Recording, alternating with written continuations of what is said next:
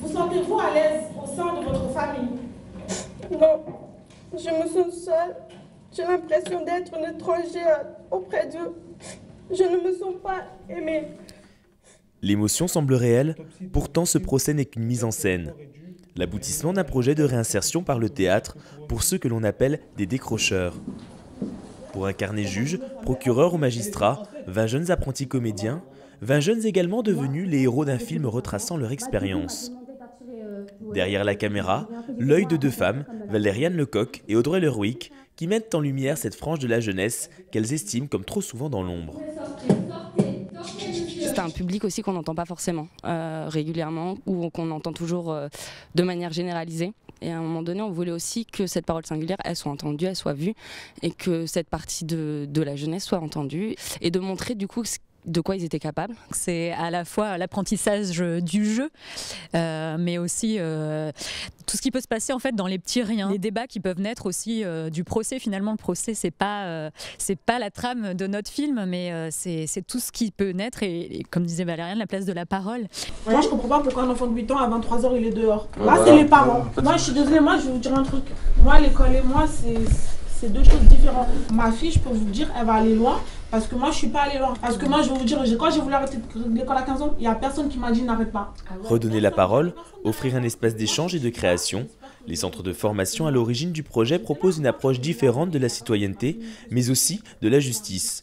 Une thématique qui se retrouve bien souvent au cœur du quotidien de ces jeunes en difficulté. J'ai pas envie d'en parler, mais j'avais personne. Donc voilà. Bon, le théâtre citoyen, là, ça a été une spécificité de mettre la justice au cœur de cette citoyenneté, c'est-à-dire des règles, se questionner sur la loi, sur comment fonctionne la société, qu'est-ce qu'elle fait la société quand il se passe quelque chose qui déborde. Et ce qui était intéressant, c'est de les faire réfléchir à ces débordements et quelles réponses eux voulaient apporter. Mais qu'est-ce qui les amène à une si grande violence? Elle dit comme quoi il l'a violée. C'est que du blabla parce qu'il vient de faire un meurtre, il faut qu'il se défende. C'est une musulmane, elle ne peut pas le déclarer. Du coup, elle a fait quoi? Elle est partie saboter l'histoire. Elle a eu son rapport, elle était consentante. Et quand elle s'est rendue compte que voilà, c'est peut-être que. Elle va dire que c'est une par rapport à Si, les filles, c'est trop bizarre. Mais Ouais, frère, c'est bizarre. c'est comme si tous les jours, maintenant, on voit des gens qui portent pas plainte pour viol. On ne sait pas ce qui se passe dans leur tête. Si ses frères savaient, ils vont la tuer. On voit à un moment donné dans le film les jeunes écrire, lire aussi des articles de loi, etc. On pourrait se dire, avec un regard un peu malveillant, qu'ils ne sont pas aptes à comprendre ce genre de choses. Et on se rend compte au final que pas du tout. Et effectivement, cette manière d'apprendre en faisant, en étant sur des actions concrètes, permet d'aborder des thèmes, des domaines différemment. Perception chez l'homme de sa propre existence et du monde qui l'entoure. J'ai rien compris. Tu peux argumenter s'il te plaît? Parce que j'ai pas trop compris mot perception. Percer quoi? Perception, ça veut dire que tu percevoir. Tu vois la chose. Ah, je vais percevoir quelque chose, je vais recevoir quelque chose. Percevoir. Perçoit. Molière, il le disait dans un livre. Et si les jeunes ont tous fini par y mettre de la bonne volonté, le pari n'était pas gagné d'avance. On arrive à expliquer les choses avec clairvoyance, c'est-à-dire on a bien vu ce qui s'est passé et on arrive à être précis dans ce qu'on dit. Dès le début, j'ai pas adhéré. Parce que je me suis dit, du théâtre, je sais pas, quand on entend théâtre, pour nous, c'est ce qu'on voit à la télé. Surtout que pour les jeunes comme nous, bah, franchement, j'adhérais pas du tout, ça me disait rien. Ma cliente n'a rien prémédité. Une adhésion parfois difficile au projet pour certains et un manque de concentration générant quelques tensions au sein du groupe. Mourad, ferme ta gueule, toi, je sais pas. T'as compris, tu fais la Je sais pas, wesh, pourquoi tout le temps tu parles? Tout le temps, frère. Le prérequis, c'est je veux un travail, je veux une formation. Et ça, on entend ce prérequis-là. Ils viennent pas là pour faire du théâtre, et c'est pas le but. Je crois à la cité, je vais arriver, je vais commencer à lire ça, les gens vont m'insulter, mais. Qui va t'insulter? Mais je sais pas, on fait jamais ça. T'insulter? Je sais pas. Attends, regarde. Mec, c'est bizarre pour moi. Vous arrivez ici, vous dites je sais pas. Comment ça, je sais pas? Je ne sais pas, mais si vous savez. Vous pouvez pas, vous, faire ça? Vous pouvez pas, vous, sortir de ce personnage que vous êtes tous les jours? Vous pouvez pas sortir de ce masque-là? Vous pouvez pas être quelqu'un d'autre? Marcher différemment? Parler différemment? Vivre autrement? Espérer autre chose? Mais bien sûr que c'est possible. Conditionnement des quartiers, je peux en sortir. En tous les cas, vous pouvez en sortir. C'est possible. Il n'y a rien de fatal. Et si j'étais ? C'est vraiment important.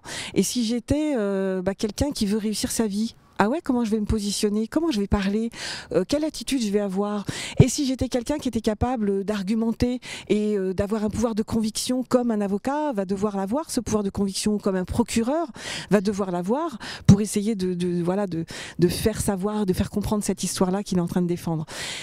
Et de les mettre dans cette posture-là, je pense que c'est là où ils comprennent le lien avec ce qu'on nous cherche, nous, c'est cette posture après professionnelle ou de futur apprenti. Une nouvelle posture pour ces jeunes qui, grâce à cette expérience, retrouvent confiance en eux et se découvrent même parfois des talents insoupçonnés. La torture sur un jeune homme de 17 ans, ligoté, battu, lâchement par ses 3 bourreaux. T'es génial. Je veux dire, tu apportes une émotion, je trouve, dans le tribunal. La manière dont tu parles, la manière dont tu te poses. Johan, continue. C'est formidable ce que tu fais. Moi, je me suis dit, ça pourrait m'aider puisque j'ai une certaine timidité, un retrait, pas forcément à vouloir parler plus haut que les autres. Donc, du coup, je me suis dit, c'était une occasion pour moi de peut-être briller un peu.